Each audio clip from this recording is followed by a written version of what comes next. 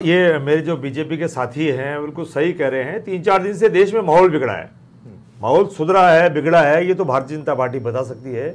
देश के प्रधानमंत्री पहले फेज के चुनाव में वोट मांगने आए थे, बहुत अच्छे से वोट मांग के गए थे।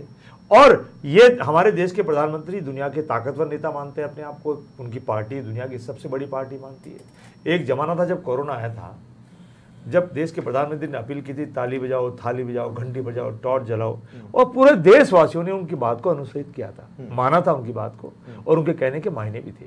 देश के प्रधानमंत्री के कहने के बहुत मायने होते हैं। अच्छा। देश के प्रधानमंत्री ने बहुत बड़ी बड़ी अपील की कि वोट दो, भारतीय जनता पार्टी को वोट दो, लेकिन हिंदुस्तान की जनता ने, राजस्थान की जनता ने, खासकर 12 सीट के जो पिछले बार जो 19 अप्रैल को वोट हुआ था, लोगों ने उनकी अपील को स्वीकार नहीं किया।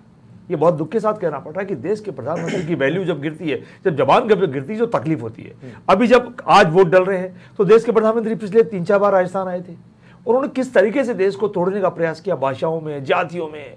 तो इस देश के प्रधानमंत्री को ये सोचना चाहिए बोलने से पहले कि वो देश के प्रधानमंत्री, आप ऑब्जेक्ट कर सकते हैं, वो बीजेपी के प्रधानमंत्री नहीं, वो कांग्रेस के प्रधानमंत्री, वो भले ही बीजेपी से आते हैं, बीजेपी का पक्ष ले, उसको एतराज नहीं है नेता। अब रही बात आती है तन्मय जी, एक सेकंड तन्मय जी, राजकुमार मैंने आपसे राजकुमार जी मैंने आपसे पूछा पेन ड्राइव के बारे में, आपने गाड़ी ड्राइव दूसरी दिशा में कर दी। कोविड के टाइम में तभी इन्होंने रेमडेसिविर के 1400 करोड़ का घोटाला कर लिया कि प्रधानमंत्री जी ने बोला।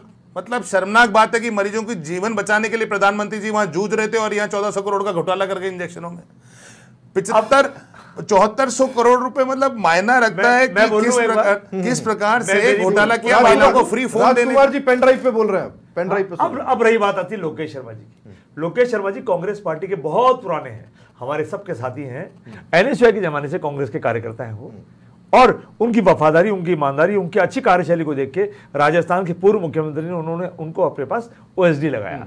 उन्होंने ओएसडी की बहुत बेहतर, या फिर राजदार बनाया, ओएसडी बनाया, और उन्होंने बेहतर जिम्मेदारी निभाई।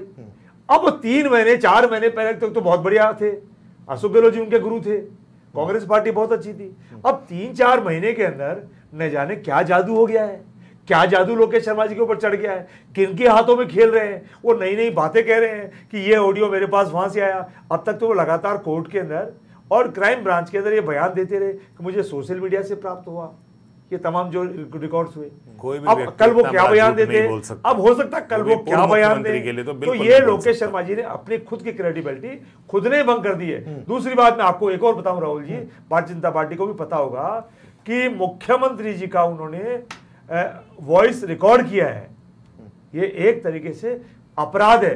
मुख्यमंत्री जी ने किसी की रिकॉर्ड कराई, चलिए इन्होंने खुद ने बोला ये अपराध है, इन्होंने खुद ने बोला ये अपराध है। यानी कि सचिन पायलट के फोन को टैप कराना भी एक बहुत बड़ा अपराध है जो मुख्यमंत्री ने किया। मुख्यमंत्री ने अपनी सीमाएं लांघी और पूरे प्रदेश के साथ जो किया। राजकुमार जी क्या हो रहा है, बहुत शर्मनाक। राजकुमार जी, यदि मुख्यमंत्री का फोन रिकॉर्ड कर लो, वॉइस रिकॉर्ड कर लो तो दिक्कत, ठीक है, मुख्यमंत्री करवा ले किसी केंद्रीय मंत्री का या उप मुख्यमंत्री का, तो वो जांच चल रही है, कोर्ट में चल रहा है, तो फिर न्यायपालिका में तो चल रहा है। दावे के साथ क्यों कहा गया कि वो आवाज गजेंद्र सिंह शेखावत की थी? सच है या झूठ है उसकी भी जांच हो रही है। और मैं तो कह रहा हूं आपके समाचार चैनल के ऊपर, समाचार प्रेस चैनल के ऊपर, कि दूध का दूध पानी का पानी होना चाहिए। गहलोत साहब की इतनी शानदार छवि पूरे देश में, हमारे देश के प्रधानमंत्री जी उनकी तारीफ करते हैं, और अगर नरेंद्र मोदी साहब अगर किसी से लोहा लेते हैं, अगर लोहा चरम मानते हैं, अगर पॉलिटिक्स में कहीं को टक्कर मानते हैं, तो वो अशोक गहलोत साहब से मानते हैं। अगर उनकी इतनी बड़ी छवि को धूमिल करने का प्रयास किया है, कांग्रेस पार्टी की इतनी बड़ी छवि को धूमिल करने का प्रयास किया है, और ये लोकसभा चुनाव में राजकुमार जी इसका खुलासा किसने किया? राजकुमार जी, ये तो मियां मिट्ठू, खुद के मुंह मियां मिट्ठू बनने वाली बात होगी ना सर। वाली बात नहीं है। नरेंद्र मोदी जी भी खुद बार-बार गहलोत साहब से मिलते हैं, और सुनिए राहुल, सवाल तो ये भी पूछा जाना चाहिए, सवाल तो ये भी पूछा जाना चाहिए कि लोहा तो फिर वो गांधी परिवार भी मानता होगा।